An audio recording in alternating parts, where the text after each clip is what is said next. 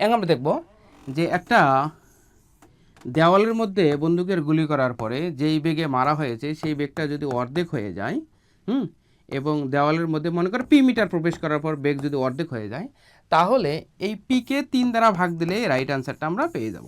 যেমন দেখেন এখানে বলা আছে 2 ইঞ্চি প্রবেশ করার পর ওয়ার বেগ অর্ধেক হারায়, তাহলে দেওয়ালটি বুলেটটি দেওয়ালের মধ্যে আর কত দূর যাবে, যদি এরকম বলে তাহলে অ্যান্সার হচ্ছে 2/3।